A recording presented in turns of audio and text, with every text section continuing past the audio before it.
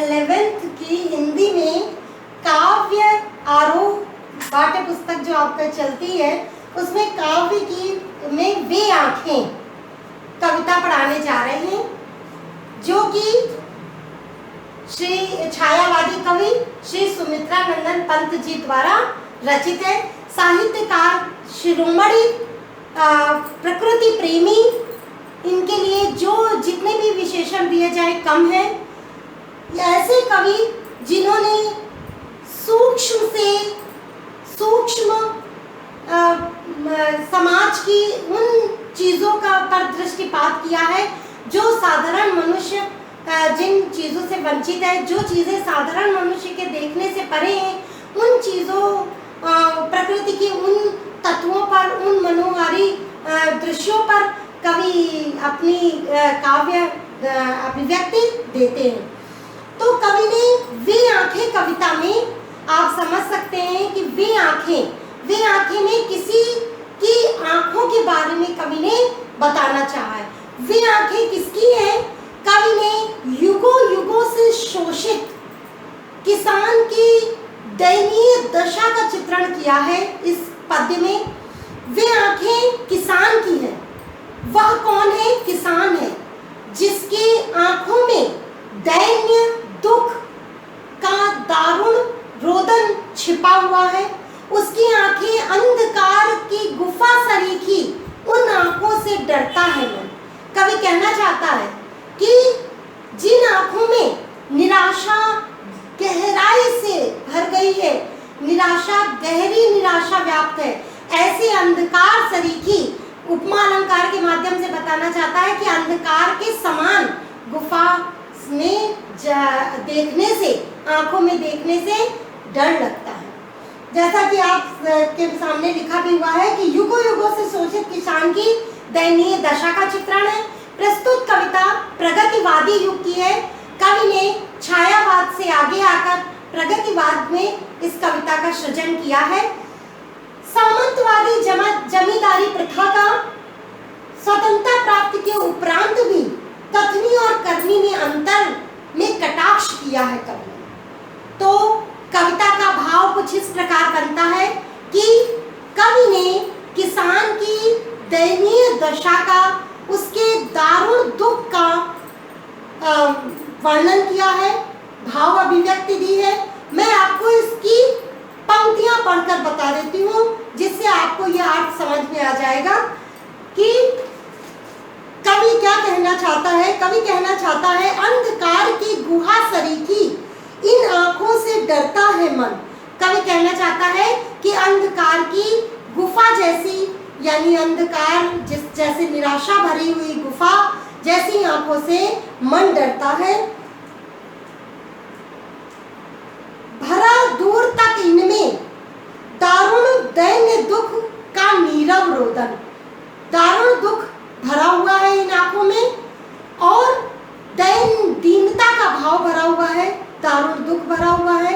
ऐसी आंखों से कवि का मन डरता है। तो दैन्य दुख में उपमा अलंकार है। इसी प्रकार कवि कहना चाहता है आगे कि वह स्वाधीन रहा किसान, स्वतंत्रता के उपरांत भी किसान की दशा में कोई परिवर्तन नहीं आया, वो स्वाधीन था। अभिमान भरा आंखों में इसके, छोड़ उसे मझधार आज संसार कगार सदृश बह खिसका। कवि कहना चाहता है कि उसे मझधार में ही छोड़कर संसार कगार के समान आज बह खिसका, आगे निकल गया, यानी संसार ने उसकी परवाह नहीं की, उसे वहीं छोड़कर संसार आगे बढ़ गया। इसके आगे कवि कहता है कि लहराते खेत द्रगों में हुआ बेदखल वह जिनसे। उसकी आंखों में वो खेत, द्रग मानी आंखें, तत्समनिष्ठ शब्दावली का प्रयोग है। द्रग मानी आंखों में, उसकी आंखों में उसके खेत लहराते हैं, लहराते हुए शस्य श्यामला भरे हुए हरे भरे खेत उसकी आंखों में आज भी लहराते हैं। उनसे वो बेदखल हो गया, हंसती थी जिसके जीवन की हरियाली, जिसके तृण तृण से, हंसती थी जिसके जीवन की हरियाली, उसके तृण तृण से, उसके कण कण में उसके जीवन की हरियाली हंसती हुई थी। तो ऐसी दशा में कवि ऐसे किसान की दयनीय दशा है कि उसके सारे खेत जमींदार ने ब्याज चुकाने के रूप में अपने नाम करवा लिए, जबरदस्ती उसके से ले लिए, और साथ ही साथ क्या क्या किया उसने आंखों में ही घूमा करता जो उसकी आंखों का तारा, आंखों का तारा मुहावरा है, उसके बेटे के लिए कहा गया है कि उसके बेटे को कारकुनों की लाठी से गया जवानी में जो मारा। कारकुन यानी जमींदारों की लाठी से उस किसान के बेटे को मार दिया गया, उसको मरवा दिया गया। इस प्रकार किसान और अधिक दुखी हो गया।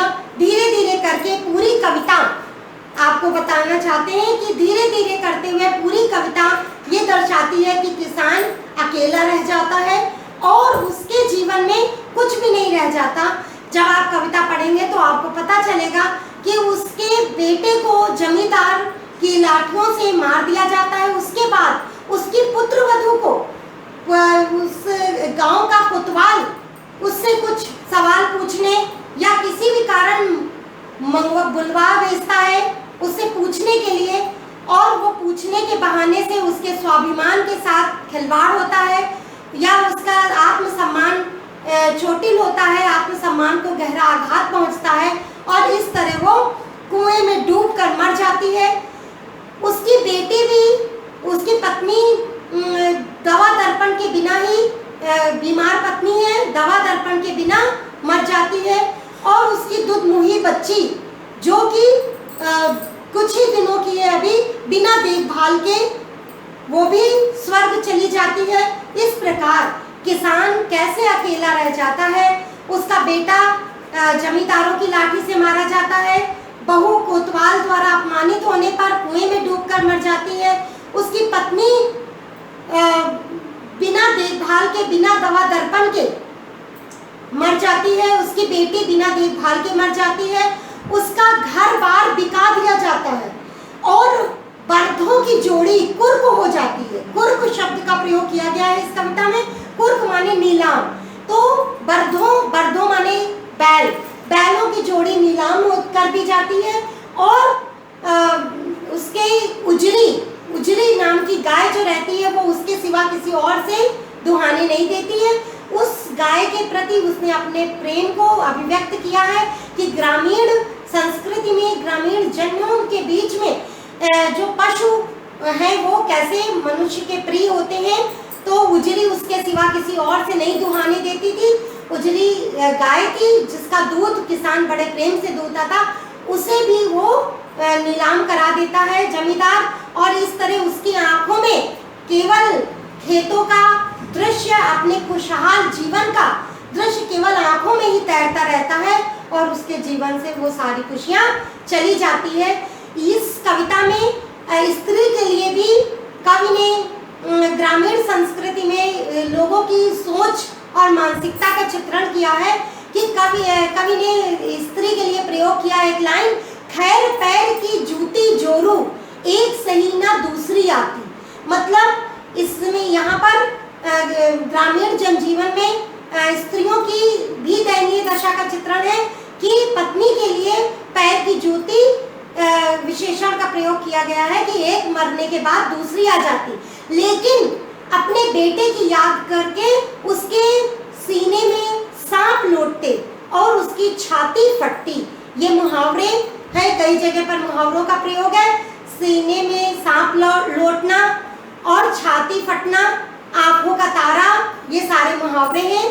तो इस कविता का सारांश, भाव सौंदर्य कुछ ऐसे है। अब हम चलते हैं शिल्प सौंदर्य की तरफ। काव्य सौंदर्य में दो चीजें महत्वपूर्ण होती हैं, भाव सौंदर्य जो मैंने आपको ये बता दिया, और शिल्प सौंदर्य जिसकी भाषा सरल है, संस्कृतनिष्ठ खड़ी बोली है, शैली चित्रात्मक है, रस करुण है, गुण इसका प्रसाद है, छंद तुकांत मुक्त छंद है, युग प्रगतिवादी युग है।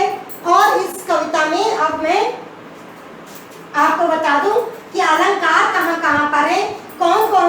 अलंकार हैं इस कविता में, तो आप सुन लीजिए और बुक में अंडरलाइन करिएगा कि जहां पर सदृश शब्द का प्रयोग हुआ है या सरीखी, इन दोनों शब्दों के प्रयोग इस तरह में यहाँ पर उपमा अलंकार है, इन पंक्तियों में उपमा अलंकार है। इसी तरह दवा दर्पण,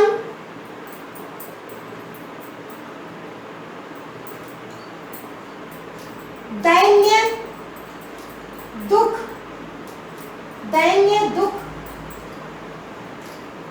इन काव्य शब्दों में वर्णों की आवृत्ति से, एक ही वर्ण की समान वर्ण की आवृत्ति से अनुप्रास अलंकार है।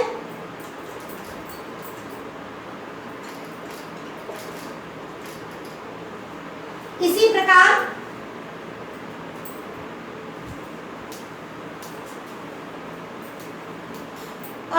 हंसती थी उसके जीवन की हरियाली, उसके जीवन की हरियाली,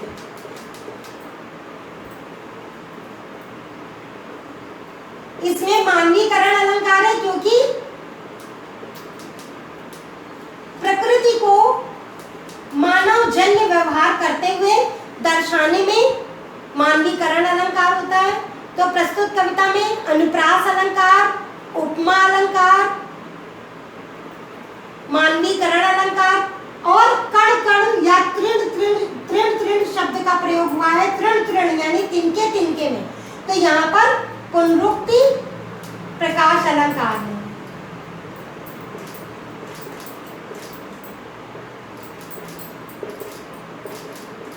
ठीक है, तो आज बस यहीं तक। अगर कोई चीज नहीं समझ में आई है तो आप मुझे कमेंट बॉक्स में लिखकर बताइएगा। मैं अगले वीडियो में आपको इसके लिए और चीजें जो आपको समझ में नहीं आ रहा है इस पार्ट में, उसे मैं बता दूंगी। All the best. मेरे चैनल को लाइक करिए, सब्सक्राइब करिए और वीडियो को लाइक करिए।